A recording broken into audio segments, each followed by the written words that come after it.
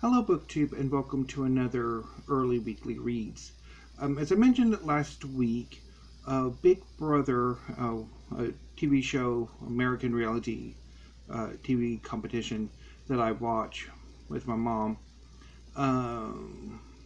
it's having episodes on Fridays. Normally, Big Brother comes on Sundays, Wednesdays, and Thursdays, but the past 2 weeks, this week and last week, Big Brother is having Friday episodes. Last week because the Emmys preempted the Sunday show, and this week because the last week of Big Brother, Friday before finale night, gets a special episode. Usually the first part of the 3-part HOH competition, as well as bit of a clip show too, I think. And then there will be a Sunday episode and then the finale on Wednesday. So this week I'm filming my weekly reads video a few hours early, which means that today's reading will be bundled up into next week's weekly reads. So my reading this week has been a bit mixed. It started off on a similar note to last week's ending, and then it kind of picked up to a degree. So let's get going. So the first book I read this past week is The Hipsburg Empire by Heider Judson. This is a big social history of the Habsburg Empire from the reign of Maria Theresa through to the dissolution of the empire at the end of World War I. I liked the initial chapters. Yodson argues and presents a far more dynamic Habsburg Empire than what is commonly or had been commonly depicted. That the Habsburg Empire had been depicted as moribund and stagnant. And Yodson shows that no, the Habsburg Empire was a dynamic entity from the reign of Maria Theresa up through to the First World War, even with the conservative moment after Napoleon, or reactionary moment after Napoleon. So I really enjoyed the first few chapters of this book, although they are long, except for the introduction. Most of the chapters are over 50 pages. The later chapters closer to 70 and 80. But once the revolution of 1848 hit, the book took a tedious turn. Basically, the focus spread to all of the various dominions that the Habsburgs ruled over, and often to within local communities and people, and it got tedious as similarities, as not quite exact repetitions, but similar enough to be repetitious, kind of took over, and I just felt really drained during those chapters and finishing it. But I'm not happy with how this turned out, so I will come back to this. And knowing the later turn in the book, I think I will like this a lot better on a reread. I usually do. I did bail last year, last year during Nonfiction November on Iran, A Modern History by Abbas Amanat, and I reread it earlier this year and absolutely loved it. So there's a good chance a rereading will definitely improved my reading of the Habsburg Empire, and I'm definitely looking forward to that. Also, could probably help that if I take more time with it instead of wanting it to go relatively quickly, which I think is a problem I had with Empires of Lies by Diane S. Kim from last week, was I didn't take enough time, which I think is one of my recurring problems as a reader, is I'm impatient. So after I finished the Habsburg Empire, I read 2 books of poetry, both of which are rereads. I picked them up earlier in the year. I read them initially at that time, and then I've come back to them. Excuse me.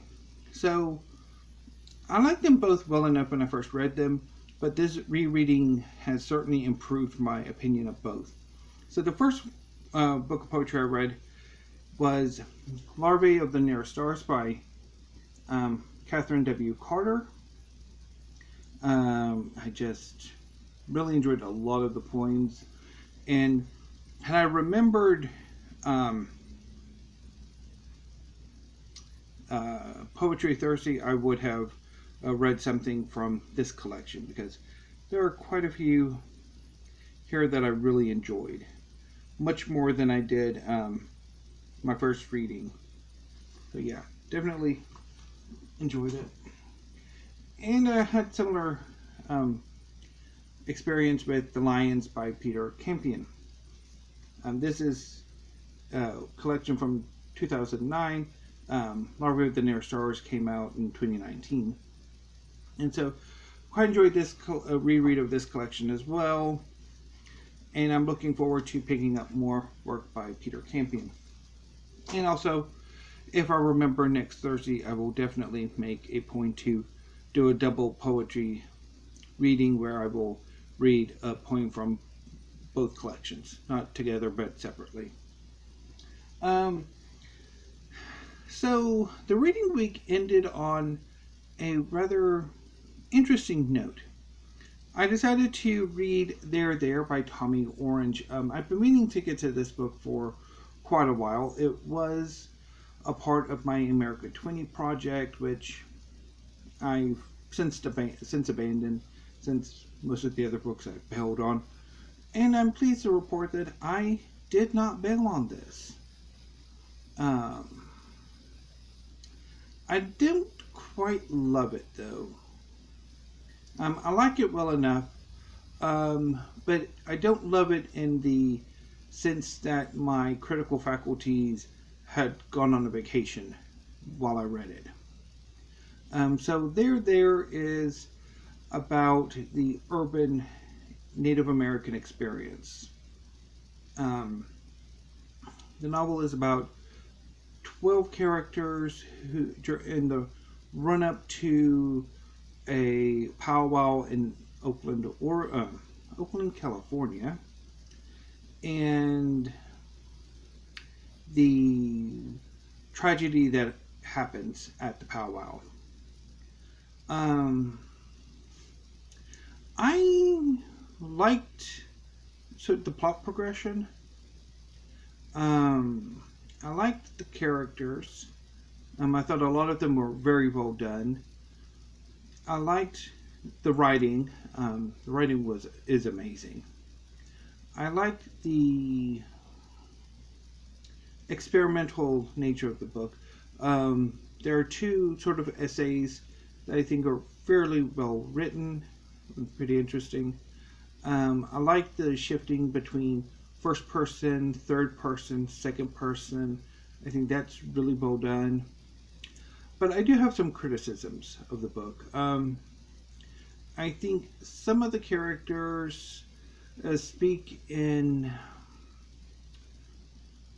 sort of a theatrical way.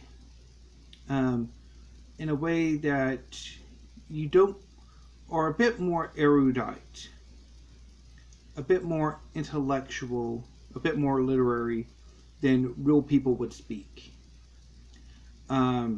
It's kind of like, say, a scene in Law and Order, where a character, usually a guest star, kind of goes into a sort of socially relevant speech or something, and it's like, would the character in that situation actually say something like that? Not really. Several instances of that here. I think some of the characters are played a bit too close to the archetype. Particularly the character Bill Davis. I think he's very close to the archetype. And I think maybe the book veers a little too into allegory and symbology at points. And of course, the ending, which ends.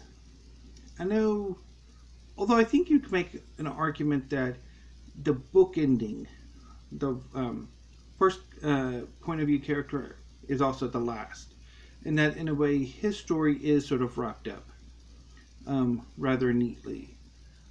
But of course, the other characters, their stories aren't wrapped up. They end either violently or they're left dangling. And of course, in a novel, one particular standalone novel, one wishes for a satisfying conclusion that wraps up the story, ties up most, if not all, of the various plot threads, and that literary fiction, contemporary literary fiction, doesn't really do that. There's a tendency to, or at least I've heard, I do tend to build quite heavily on literary fiction, that the ending just ends.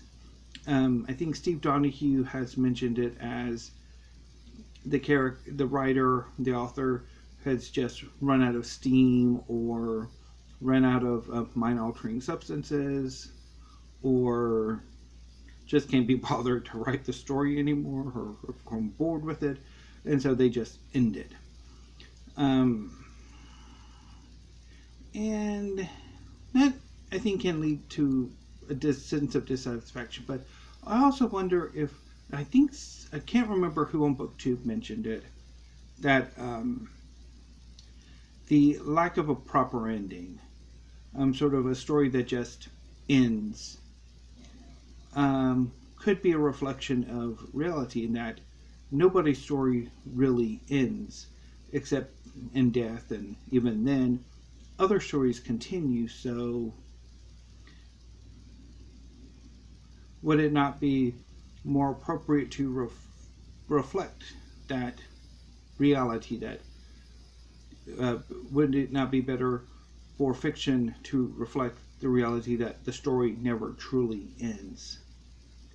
And of course, I could also, I think, maybe play into the rise of autofiction. But I don't know. I thought it was a bit disappointing, the ending.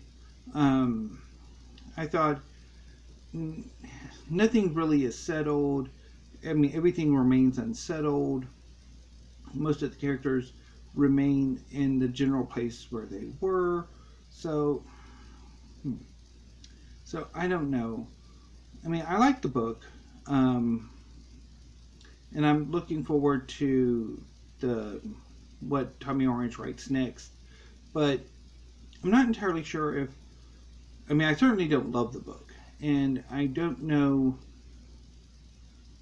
and I don't know if I'm quite satisfied with how the book ends, if that makes any sense whatsoever. Anyway, so what will I be reading this coming reading week? Well, starting today, obviously, since I'm filming this relatively early. So I did have a pile of possibilities from last week that I could have revisited. But as I mentioned last week, a lot of them could easily and more appropriately go in other months. So the magic history I'm pushing to October because it works wonderfully there. I'm also pushing the Gods of Shade and Shadow by Silvia Moreno Garcia to October because it works there too. The Philip and Alexander by Adrian Goldsworthy I'm pushing to November because I do read an Alexander the Great biography in November, and no reason to change my plans now. Although I had planned to read mostly science for nonfiction November, but I think my those plans are changing because I didn't get as many works of science as I would have liked. Although I did pick up some more, but talk about that in a bit. And then the literary fiction that I had bailed on, that I was mentioning for Bell Redemption, I think I'm going to push them back to December and do a Bell Redemption December and see how that works. Although I can see I'm probably setting myself up for not so much a Bell Redemption December, but Bellapalooza December. Because that usually, if I do set these grand reading plans, I almost invariably fail in them. That I just change my mind before that point. So we shall see. So I also thought about Space Opera September. September is Space Opera September, where participants read space opera. And I have one book left in my TBR. But this particular book is also the feature of Mayberry Book Club in October. The past few months, Mayberry Book Club has collaborated with Steve Donahue to do a read-along. And in October, the read-along is going to be Dune. So I had thought of pushing Dune into October and reading Dune along with the read-along. And either starting the month with Dune and reading until I finish, or like taking Saturday and reading Dune on Saturday, and then the other read-along that Steve Donahue is hosting for The Way We Live Now by Anthony Trollope, which, since I have it, I might as well read that for October on Sunday. But that would end up leaving me with 5 days a week for something else. And I'm not entirely sure if some of my other reading goals would really benefit from that. Particularly like the magic book, the magic history, which I think might take me a bit longer to read than 5 days. So I'm not entirely sure. So I'm thinking of just reading Dune the last week of September, and if need be into the first days of October, and get Dune out of the way before starting on The Way We Live Now. So I think, now I might change my mind before 2 today, but I think as of now I'm going to be reading Dune by Frank Herbert this coming reading week. Or at least this weekend is my plan. Dune is a seminal work of science fiction and space opera. It is a story of Paul Atreides, who is the heir to the noble house of Atreides, whose family has been forced to give up their hereditary planetary fief and governorship of the planet Caladan for the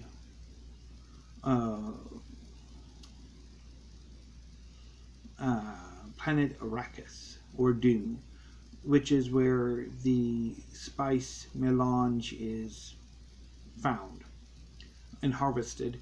The spice melange is a key ingredient to producing superhumans.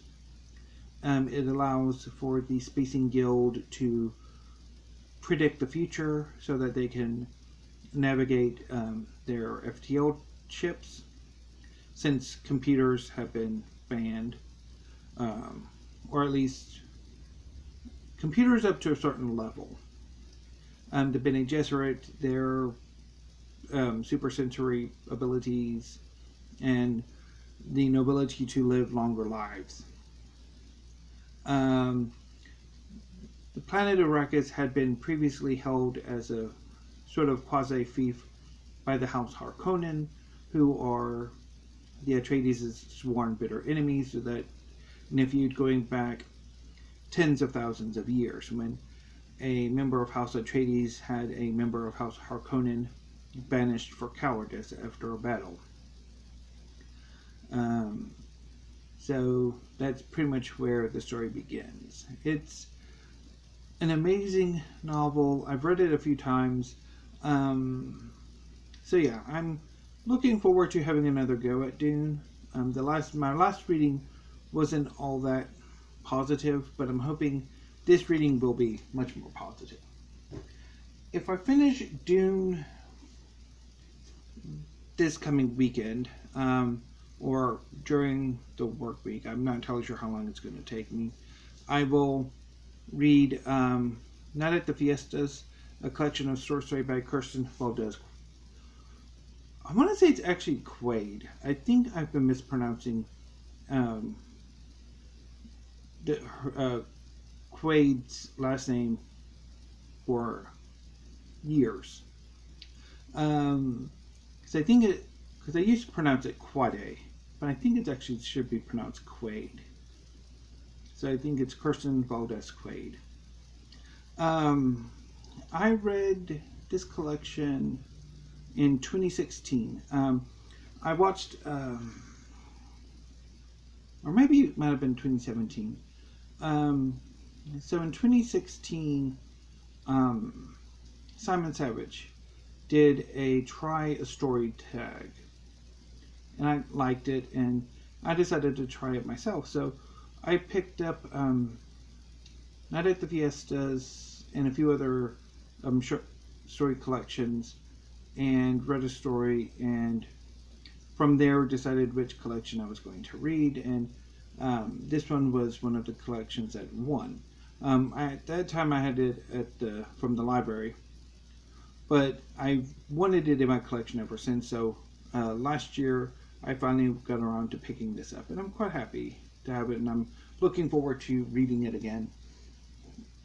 And seeing about maybe picking up The Five Wounds by Quade, which is her debut novel. If I have some extra time, or if I need a backup, I'm going to reread Gather the Fortunes by Bryan Camp.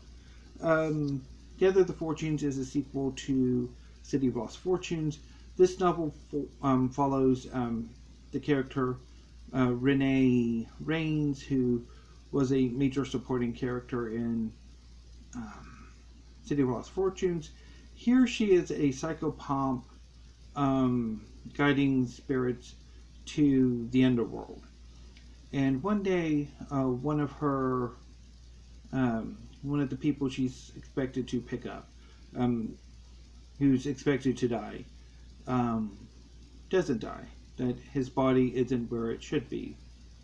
And she goes in pursuit of trying to figure out where this errant soul is and body is. And in this pursuit, chaos erupts. And I quite enjoyed this novel when I read it a few years ago, and I'm looking forward to rereading it. And if I don't get to it this week, I will add it to my October reading, somewhere or other. Speaking of which, I do need to find a better spot to put my TBR books. I used to pretty much leave them on the shelves and just pull them as needed, but I've since taken to putting them on the first of the science fiction bookcases. but I don't really like how it looks. So I need to find something else to do with them. I've been thinking of maybe using the disc shelf I have, but I mean, that's where I have my writing books and my art books, so I'm not entirely sure what to do. I'll think of something eventually, but for now, I guess where there will work. So plans for next week. I have gotten all of the books in that I'm going to be reading, or that I've hauled for September. Quite a lot of them. It's going to be another huge month. I will be doing that video on Monday. On Tuesday, I'll do some tag videos. Wednesday, I don't know quite yet if I want to do anything or what that would be. Thursday, I will do some poetry. Please keep me on that. I constantly forget to do Poetry Thursday. And I need to. Even though I don't think I'm necessarily a very good poetry reader, or at least out loud, and I'm certainly not very good at interpreting poetry. As much as I love them, I stink at interpreting them. And then Friday will, of course, be weekly reads. So until then, BookTube, thank you. Have a great rest of your evening and afternoon, and of course, weekend. And I will see you on Monday. So until then, BookTube, stay safe.